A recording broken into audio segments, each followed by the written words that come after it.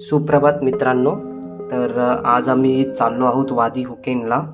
खूप छान स्पॉट आहे. सकाळी येतानाच आम्ही दिलखुशमधून मिसळ घेऊन आलो आहोत तिकडे लंचसाठी. मस्कटपासून 183 किलोमीटर आहे जवळपास. साधारण 1.5 ते पावणे 2 तास लागतो आपल्याला वादी हुकेनला पोचायला. हे सोहर रोडवर आहे हे लोकेशन. तर आम्ही पोचलो आहोत आता वादी हुकेनला.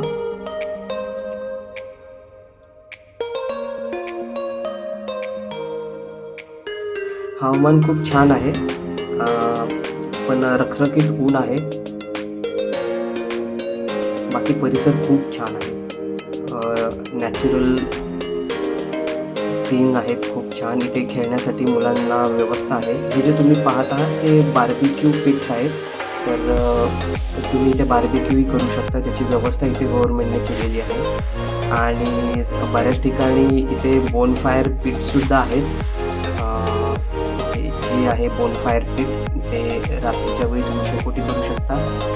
मुलांसाठी खेळायला झोपाळा जसं विंडी वगैरे असे गेम आहेत, घोडागाडी आणि असे शेड्स किंवा स्टँड केलेले आहेत सोय की उन्हापासून संरक्षण म्हणून तुम्ही सकाळी दुपारी केव्हाही येऊ शकता. इकडे लंच करू शकता, डिनरसाठी बार्बिक्यू करू शकता. तर डोंगरांच्या कुशीत हे ठिकाण आहे. हे पहा, ही आहे वादी हुकेन. इथे झूम केलं तर तुम्हाला थोडं दिसेल की बरेच फॅमिली आले आहेत आज. इकडे ईदची सुट्टी असल्यामुळे खूप गर्दी दिसते. पाठच्या साईडला खजुराची झाडं आहेत. इथे हिरवळ तुम्हाला दिसेल.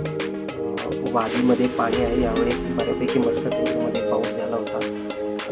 इकडे खाली उतरण्यासाठी शिड्यांची व्यवस्था केली आहे. तर त्या पायऱ्यां थ्रू जा, कारण का लँडस्लाईडचा इथे धोका संभवतो. पार्किंगची जी व्यवस्था आहे तुम्ही पाहताय बॅकग्राऊंडला बऱ्याच कार पार्क केल्या आहेत. टॉयलेटसाठी इकडे एक कॅफेटेरिया दिला आहे. तर त्या कॅफेटेरियाच्या मागे जेंट्स आणि लेडीज टॉयलेट आहे. हे पहा, हे इकडे आहे टॉयलेट्स आणि फ्रंट साईडला कॅफेटेरिया दिसतोय. तिकडे ज्युसेस आणि कॉफी टी तुम्हाला भेटू शकते एकदम डिसेंट प्राईजमध्ये. आणि ही पायऱ्यांची व्यवस्था आहे वादीमध्ये उतरण्यासाठी. ॲक्च्युली मी तुम्हाला रिकमेंड करेल की ऑक्टोबर ते फेब्रुवारीमध्ये येण्यासाठी, किंवा कारण आमच्या एका टीममेटला इथे आलेलो तेव्हा उन्हाळ्यात चक्कर आली होती. खूप ऊन होतं या एप्रिल ते जूनमध्ये. तर असे आहे वादी हुकेन.